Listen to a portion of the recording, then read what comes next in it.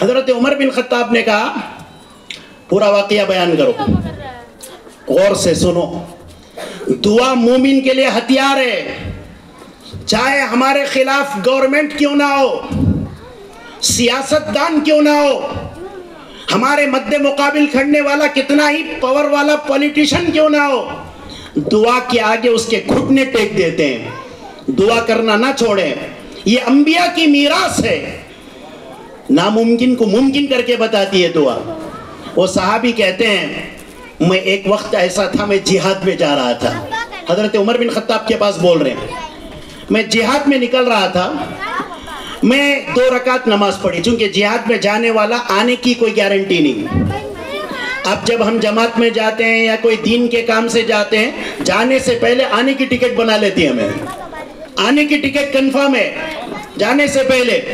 جہاد کا مسئلہ ویسا نہیں، واپسی کی گارنٹی نہیں، کبھی بھی گردن اڑ سکتی ہے، گردن قلم ہو سکتا ہے.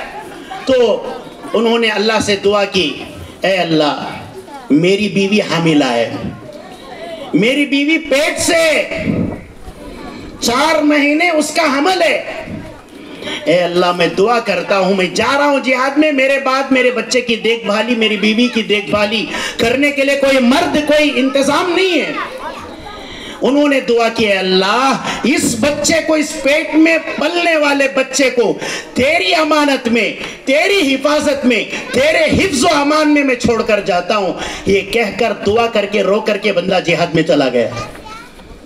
جب واپس آیا ان کے رشتہ داروں نے بتایا آپ کی بیوی کا انتقال ہو گیا زچگی کے موقع پر.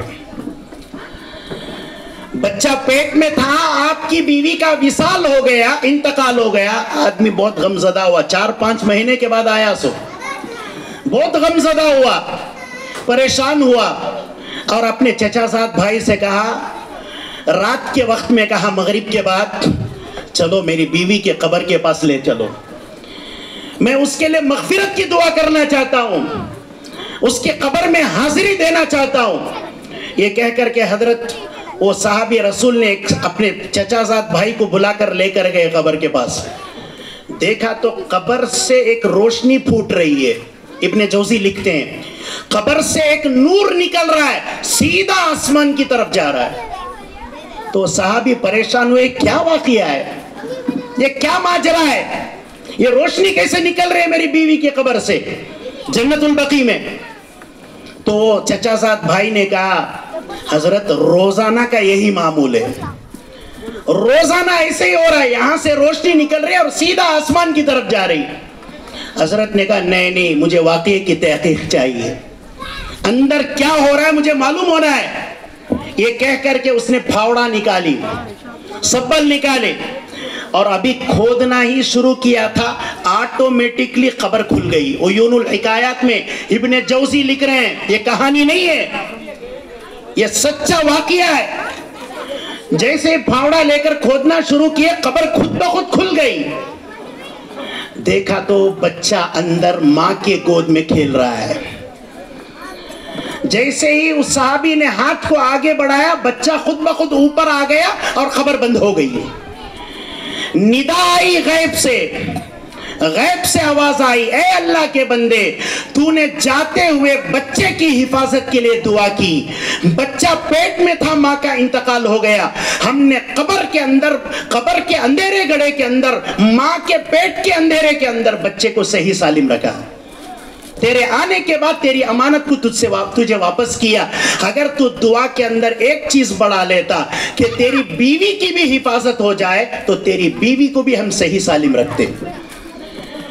تو دعا کی ایک برکت ہوتی ہے، ناممکن چیزوں کو ممکن بنا دیتی ہے. اس لیے دعا کرنا چاہیے. بعض لوگ دعا کرتے ہیں، دعا کرتے ہی فوراً ادھر دعا کرتے ادھر فرشتے اتر کو آ جانا کر سوچتا انہیں. ادھر میں روزی کے لیے ہاتھ اٹھایا، بلڈنگ توڑ لے کو سیدھا چاول کے موٹے آ کو گر جانا سوچا، تو اس سے بڑا منافق دنیا میں کوئی نہیں. تو اللہ کو آرڈر کرے جیسا ہے، میں کب پوچھتوں کہ تو دینا، میں کیا کیا پوچھتوں کہ تو دینا. ہم اللہ کے بندے، اللہ کے غلام ہیں، اللہ کے حکم کے محتاج ہیں. وہ جب چاہتا ہے، جتنا چاہتا ہے، جدھر چاہتا ہے، جس حساب سے چاہتا ہے اللہ دے گا، ضرور اللہ دے گا، کوئی غیر نہیں دے گا، پوچھنے کے ساتھ نہیں آتا۔ مومنین کے لیے صبر ہتھیار ہے، صبر کرنا چاہیے، دعا کرنے کے بعد اللہ سے ہونے کی امید رکھنی چاہیے۔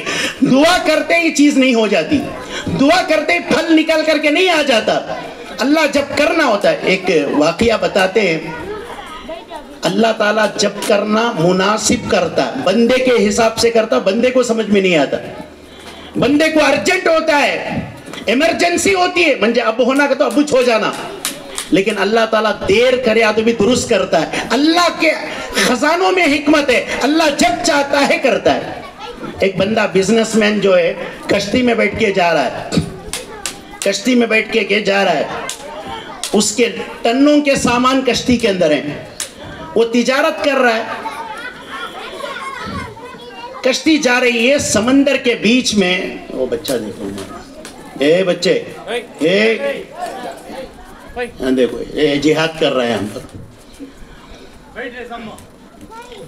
تو کشتی میں سفر کر کے جا رہے ہیں، کشتی جو ہے وزن سنبھال نہیں سک رہی، بوجھل ہو گئی، کشتی ڈگمگانا شروع ہو گئی۔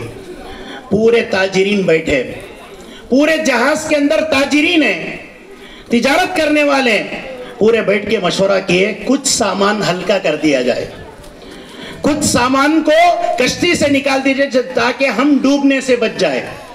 پورے نے مل کر کے مشورہ دیا، یہ جو فلاں نئے تاجر صاحب ہے ان کا سامان سب سے زیادہ ہے، اس لیے ان کے سارے سامان کو دریا میں پھینک دیا جائے۔ وہ آدمی بولا کئی کو پورا سامان میرا پھینکتی، سب کے ذرے ذرے کر کو پھینکیں گے تو بھی کشتی ہلکی ہو جائے گی، سارے سامان میں نہیں پھینکوں گا، تھوڑے تھوڑے کر کے سب پھینکو تاکہ کشتی ہلکی ہو جائے۔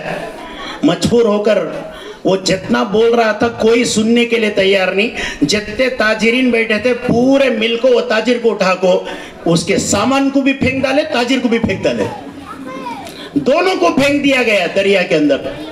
وہ بندہ اللہ کی قدرت کا کرشمہ دیکھو، غوطہ کھاتا ہوا، سمندر کی موجوں سے لڑتا ہوا، مرتے ہوئے جیتے ہوئے ساحلی سمندر کو کنارے پر پہنچ گیا، ایک دریا کے کنارے ایک جنگل میں پہنچ گیا۔